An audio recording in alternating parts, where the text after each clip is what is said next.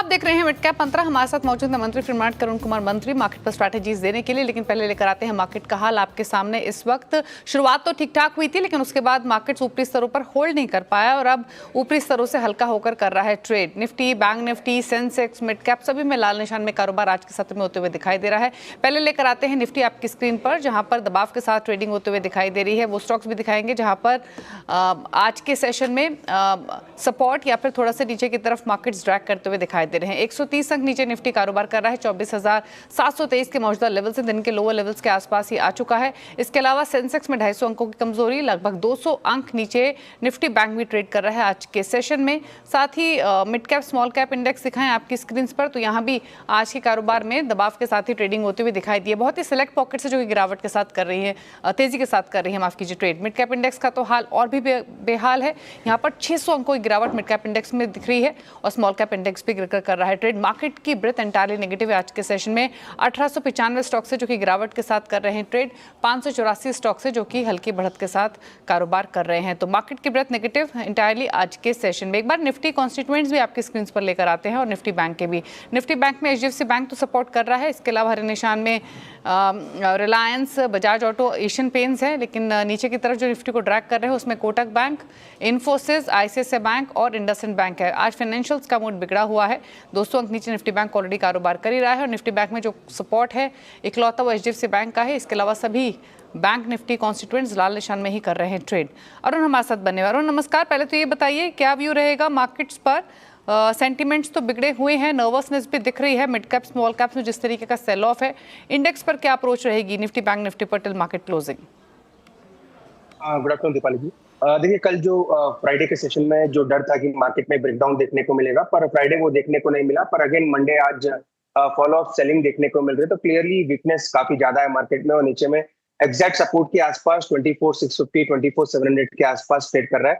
तो overall sentiment को देखते हुए लग रहा है कि मार्केट नीचे जा सकता है। 24,600, 24,550 वापस वो लेवल टेस्ट हो सकते हैं। तो मुझे लग रहा है मार्केट में डाउन साइड के रूम खाली है और ऊपर में 24,900 के ऊपर जब तक मार्केट नहीं निकलता, मार्केट में सेल ऑन राइज स्ट्रैटेजी रखें, क्योंकि अगर यहाँ से मार्केट में गिरावट आती है तो हो सकता है 200-250 पॉइंट की गिरावट बढ़ सकती है। तो मुझे लग रहा है सेल ऑन राइज वाला स्ट्रैटेजी रखें निफ्टी में, क्योंकि ऊपर के लेवल पर क्लियरली मार्केट टिक नहीं पा रहा है।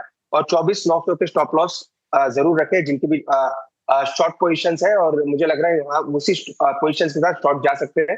24,600, 24,550 ये दो टारगेट नीचे में रहेंगे। सिमिलर व्यू बैंक निफ्टी में भी है। बैंक निफ्टी में भी ऊपर के लेवल्स टिक नहीं पा रहे, पर बैंक निफ्टी फर्दर थोड़ा बेटर है निफ्टी के मुकाबले। 51,500 तक मुझे लग रहा है बैंक निफ्टी भी नीचे आ सकता है। तो निफ्टी बैंक निफ्टी दोनों में थोड़ा सेलिंग प्रेशर बढ़ सकता है। जिस हिसाब से सेलिंग है तो मुझे लग रहा है 400-500 पॉइंट और बैंक निफ्टी में स्लाइड देखने को मिल सकता है। तो निफ्टी बैंक निफ्टी दोनों ही थोड़ा और हल्के हो सकते हैं। तो ऊपरी स्तरों पर बिकवाली की ही सलाह है दोनों ही इंडाइसेस पर अरुण की तरफ से।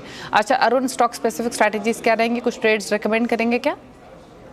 देखिए, एक स्टॉक है और वैसे भी मार्केट के सेंटीमेंट के साथ उसके विपरीत चल रहा है। जुबिलेंट फूड में एक अच्छा मोमेंटम नजर आ रहा है। 625, 627 के आसपास ये स्टॉक चल रहा है। तो इसमें कॉन्ट्राबेट ले सकते हैं। 615 के स्टॉप लॉस के साथ बाई करें। 662 तक के ऊपर में टारगेट देखने को मिल सकते हैं। तो एक ही स्टॉक है जो लॉन्ग साइड है, वो है जुबिलेंट फूड। 615 के स्टॉप लॉस के साथ बाई करें और 662 का ऊपर में टारगेट। ओके, चलिए, तो ये एक ही ट्रेड है आपके लिए, वह जुबिलेंट फूड वर्क्स का। फिलहाल 627 पर ट्रेड कर रहा है 0.5% की बढ़त के साथ। लेकिन चलिए अब मिड कैप्स का हाल लेकर आते हैं सामने। इंडेक्स तो आपने देखा है काफ़ी पिटाई आज के कारोबार में हो रही है। इनफैक्ट आज की पॉकेट भी नहीं ऐसी दिखाई दी मिड कैप्स में जहां पर ग्रीन में बाइंग होते हुए दिखाई दे रही हो। इंडेक्स तो 600 अंक लुढ़का हुआ है ही। अब दिखाते हैं पॉकेट्स। बैंक एनबीएफसी फिसले हुए हैं। आरबीएल बैंक रिजल्ट्स इंपैक्ट 14% नीचे, 4% नीचे है। Home first finance, Manappuram finance, IFCI भी ऑलमोस्ट 4% नीचे ट्रेड कर रहा है। आईटी में गिरावट, यहाँ पर Mastek, FL India, Coforge, KPIT tech 3% तक लुढ़का हुआ है। केपीआईटी टेक, कोफोर्ज भी 4% नीचे, एफएल इंडिया में 3.5% गिरावट, मास्टेक भी 5% नीचे आज के कारोबार में। फार्मा स्पेस में गिरावट के साथ trading. Neuland labs, Suven pharma, Dishman pharma, Bliss GVS pharma गिरावट के साथ ट्रेड कर रहे हैं। 6% नीचे न्यूलैंड लैब्स है। सुवन फार्मा 4% नीचे, 5% नीचे डिशमन है। ब्लिसडीवेस फार्मा 3.5% नीचे है। मेटल्स में गिरावट, जीएसएल, जिंदल स्टेनलेस, एनएमडीसी ये 2.5% नीचे है। जीएसएल 6% नीचे है। सेल में 1.5% की गिरावट। नाल्को थोड़ा सा संभला है, 0.5% नीचे अभी भी कर रहा है ट्रेड। कुछ सेलेक्ट स्टॉक्स मिड कैप्स में जो हरे निशान में हैं उसमें क्रिसिल, मैस्डॉक, ओबरा रियल्टी और ग्लैंड फार्मा है। यहाँ पर ग्रीन में कारोबार होते हुए दिखाई दे रहा है। क्रिसिल 4.5% नीचे कर रहा है ट्रेड। मैस्डॉक में भी 3.5% ऊपर का कारोबार। ओबरा रियल्टी भी 3% ऊपर है। 2% ऊपर ग्लैंड फार्मा आज के सेशन में कारोबार करते हुए दिखाई देगा। लेकिन चलिए, ये तो बात हुई मिड कैप्स की, लेकिन कुछ सेलेक्ट स्टॉक्स में एक मैस्डॉक पर राय ले लेते हैं। मैस्डॉक क्योंकि पिछले 2 सेशंस अगर आप देखेंगे प्रिसाइसली तो वहाँ भी हमने खरीदारी ही बनती हुई देखी थी स्टॉक में एक गिरावट के बाद। मैस्डॉक के एक बार चार्ट देखिए अरुण, और क्या सजेशन रहेगा इन लेवल से?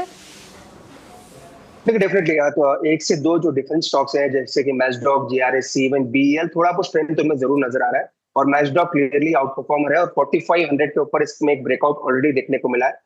तो जिनके पास भी है वो होल्ड करें। 4500 का एक स्टॉप लॉस लगाएं। 4750 से 4800 ये 2 ऊपर में टारगेट रहेंगे और जो फ्रेश खरीदारी करना चाहते हैं वो भी कर सकते हैं।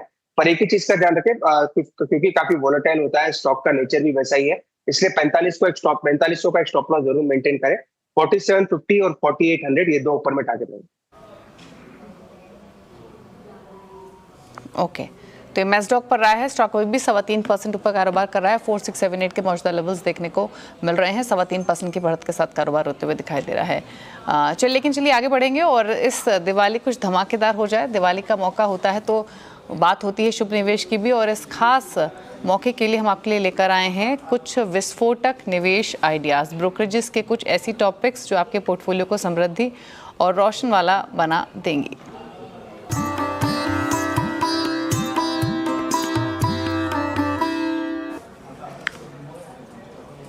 और इसी कड़ी में आज जानते हैं एचडीएफसी सिक्योरिटीज की दिवाली पिक्स, जिसे बताने के लिए हमारे साथ यतिन मोता। यतिन, बताइए। एचडीएफसी सिक्योरिटीज की दिवाली पिक्स का सवाल है तो इसको 3 बकेट्स में अलग कर देंगे। सबसे पहले जो लार्ज कैप स्टॉक्स हैं, यहाँ 2 बड़े नाम जो है एचडीएफसी सिक्योरिटीज को पसंद है। सबसे पहले रिलायंस इंडस्ट्रीज और उसके बाद एसबीआई। ये दोनों ही स्टॉक्स में अच्छी अपसाइड लग रही है। इनफैक्ट रिलायंस पे उनका टारगेट है 3240 रुपये के आसपास और एसबीआई में 960 के टारगेट के साथ वो खरीदारी की सलाह दे रहे हैं। इसके अलावा अगर हम मिड कैप्स की बात करें जहां फाइनेंशियल्स पे एचडीएफसी सिक्योरिटीज को लगता है कि अच्छे पैसे बन सकते हैं, उनमें सबसे पहले एल&टी फाइनेंस, टारगेट है 219 रुपये। पीएनबी हाउसिंग, जहां इनको लगता है कि 1160 तक के टारगेट्स पॉसिबल है और बैंक ऑफ इंडिया में वो खरीदारी की सलाह दे रहे हैं, टारगेट है 132 रुपये। तो ये 3 फाइनेंशियल स्टॉक्स हैं जहां एचडीएफसी सिक्योरिटीज को लगता है कि बहुत बढ़िया पैसा बनेगा। इसके अलावा स्मॉल कैप स्टॉक्स में भी उनके 3-4 स्टॉक्स हैं जो फोकस पे रहेंगे। सबसे पहले जेके लक्ष्मी सीमेंट, ज्योति लैबोरेटरीज, नाइल्को, इन सभी स्टॉक्स में अच्छे टारगेट्स के साथ खरीदारी की सलाह दे रहा है एचडीएफसी सिक्योरिटीज। और इसके अलावा थोड़े छोटे मझौले शेयरों में एनसीसी में 363 रुपये के टारगेट्स हैं और नवीन फ्लोरिन पे भी लगभग 3950 के टारगेट्स एचडीएफसी सिक्योरिटीज रख रहा है। शुक्रिया यतिन आपका ये आइडियाज़ बताने के लिए, जो कि एचडीएफसी सिक्योरिटीज़ की टॉपिक हैं इस दिवाली, और इस दिवाली निवेश का बेहतरीन मौका। रुक रहे हैं एक ब्रेक के लिए। ब्रेक के उस पार हिंदुस्तान जिंक की मैनेजमेंट हमारे साथ मौजूद रहेगी, करेंगे उनसे चर्चा रिजल्ट्स पर। जल्द वापस आते हैं।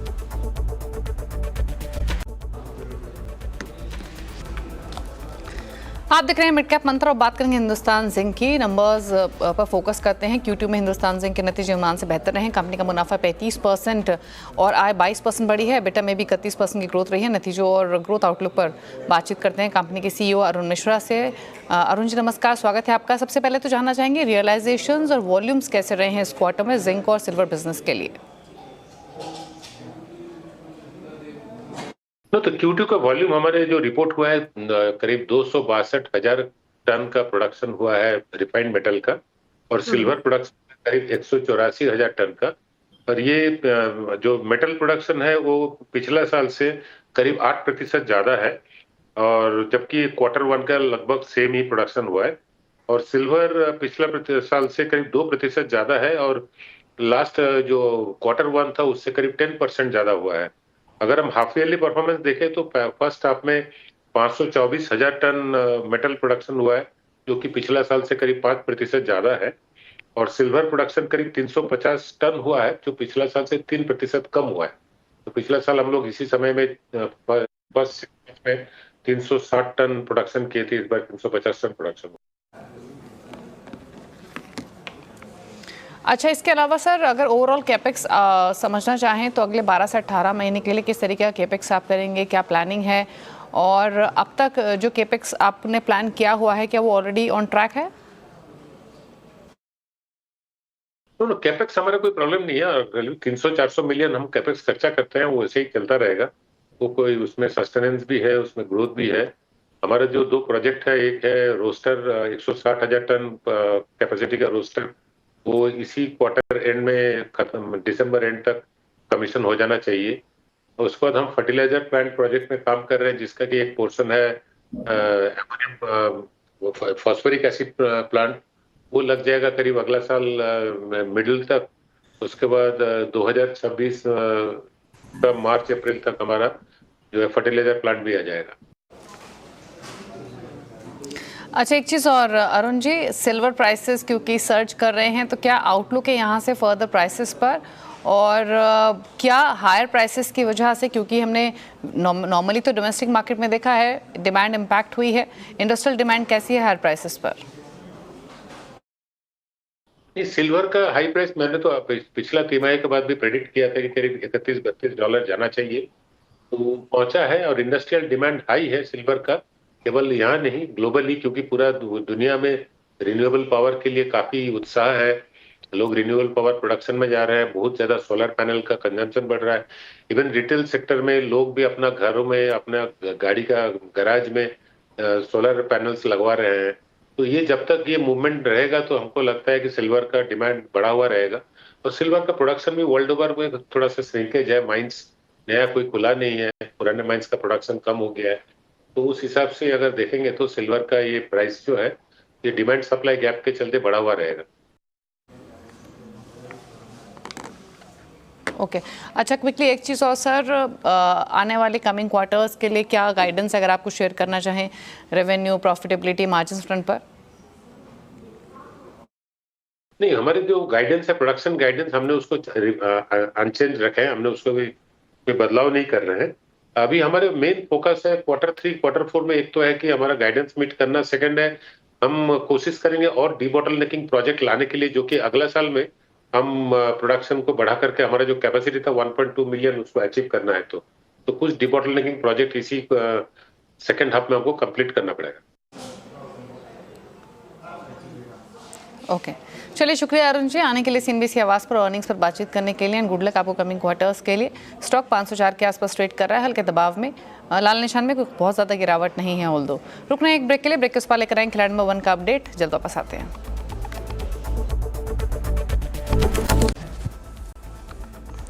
आप देख रहे हैं मिड कैप मंत्रा, लेकर आते हैं खिलाड़ी नंबर 1 का अपडेट। इस हफ्ते इक्विनॉक्स रिसर्च के पंकज रांदर, सेमको सिक्योरिटीज के ओम मेहरा और फिनबर्ग मैनेजमेंट के मधु बंसल के बीच मुकाबला चल रहा है। दिखाते हैं रिटर्न की स्थिति।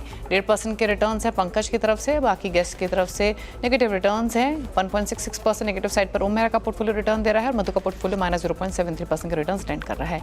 इसी के साथ एक ब्रेक के उस पर आप देखिए न्यूयॉर्क कंपनी। न्यूयॉर्क कंपनी में बातचीत करेंगे इंडिया मार्ट के CEO दिनेश अग्रवाल से। छोटे से ब्रेक के बाद नमस्कार।